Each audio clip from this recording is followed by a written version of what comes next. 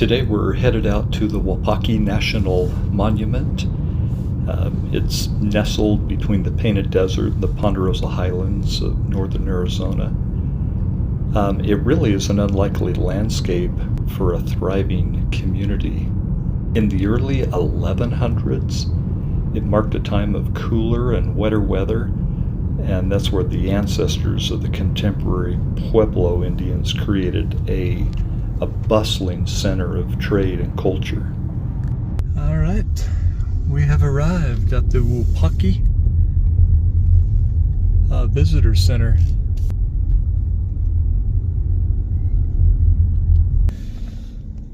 Look at that crow just sitting there eating stuff off the back of that guy's truck.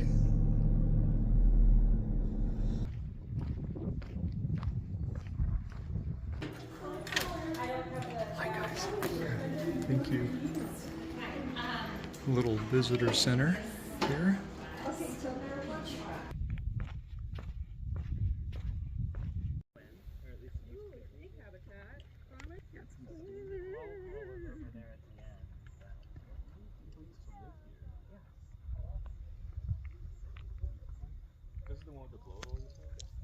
Isn't that cool? Wow. More ruins down there.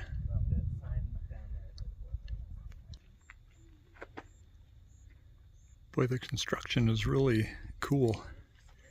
The Wukoki Pueblo is the largest freestanding pueblo in northern Arizona. It's got a total of 104 rooms. It's estimated that anywhere from 85 to 100 people lived here. It's got its own ball court and a natural blowhole. Look at the precision in which each of these stones are placed. It's quite remarkable.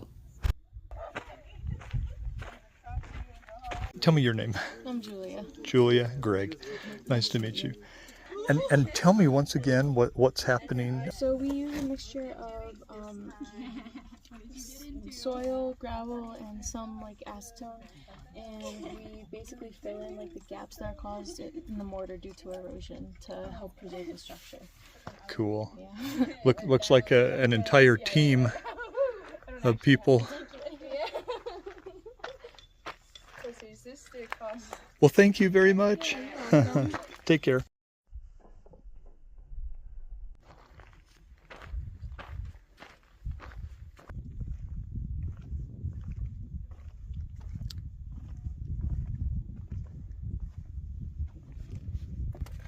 Well, cool.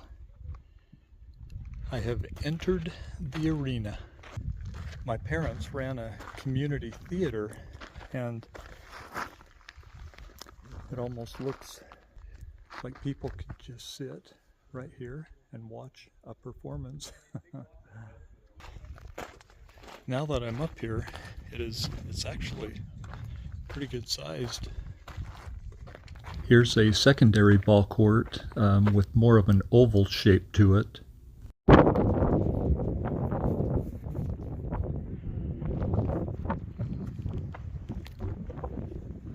There is the blowhole. I don't know which direction it's working. Feels like it's sucking air in. But these blowholes, because of the fissures in the rocks, there's a system of like 24 miles underground, and it's like the earth is breathing. Sometimes it blows up, other times it sucks down. I can grab my hat and see what it's gonna do here. So I hold it over. Oh yeah, it's sucking it right in. So it's breathing in right now.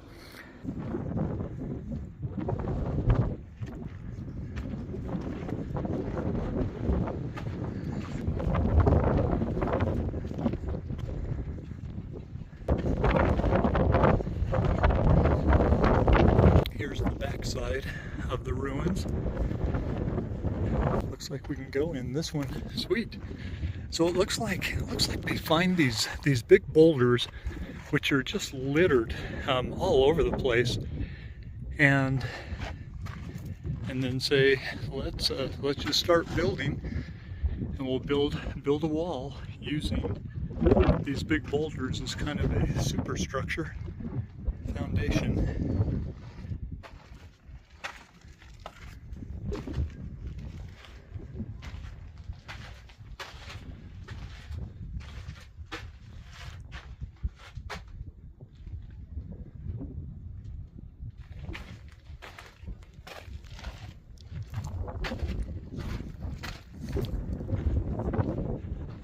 multiple stories, it looks like.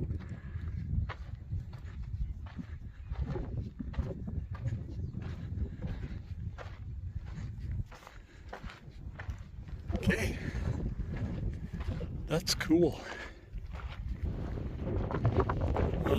That was really neat. It's kind of fun. They've got the street signs reading Wukoki. That's the next ruin that we're going to.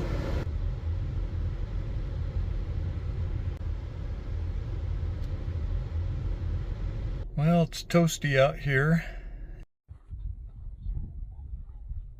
Well, I had the place to myself, and I took too long sitting in the cool car.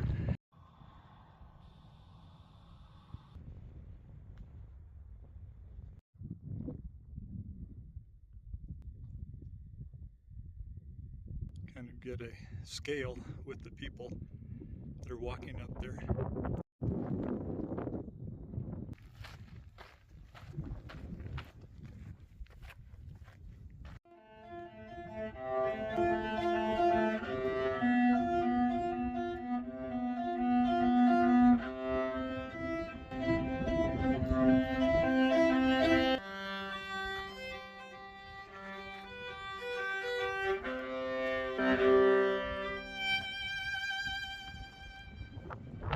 Yay! Tell me your name. I'm Julian. Julian? Yeah, fantastic. How about yours? Greg. Greg, Nice to meet you, Greg. And? Max. Oh, yeah. Max. Nikita. Nikita, I like that. Thank you. Mal? Dave, hi. We keep following each other around from ruin to ruin, so. Anyway, thank you. Look at these doors, like this one right here. Oh.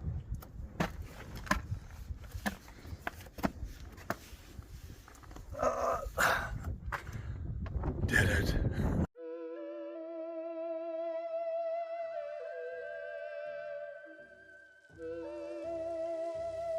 The Wupatki National Monument is stunning. It is hauntingly beautiful and worth visiting. The lonely, windswept landscape invites the mind to imagine these pueblos bristling with life. The Hopi believe the people who lived and died here remain as spiritual guardians. It is so windy out here. Keeping my hat on has become a full-time job. And these stairs they're a little awkward.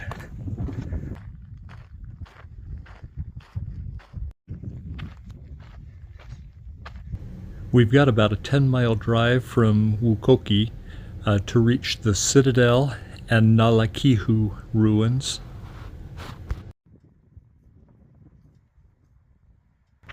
And there's the Citadel.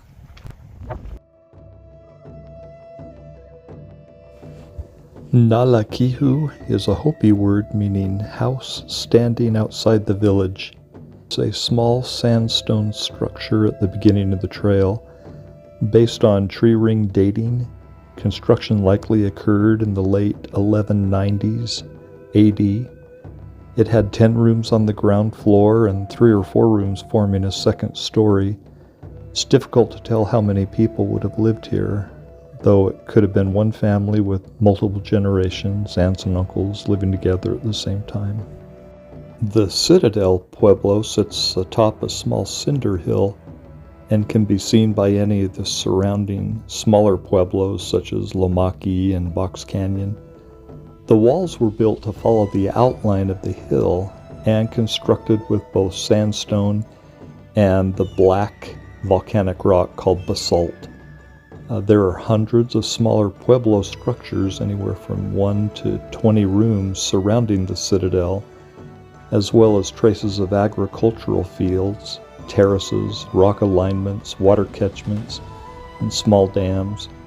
Soil samples from around these sites reveal pollen and seeds from domesticated plants such as corn, squash, beans, tobacco, and even cotton. Well, we did it! 2 national monuments in one day. That's how you do retirement. Appreciate you watching. We'll see you in the next adventure. Bye-bye.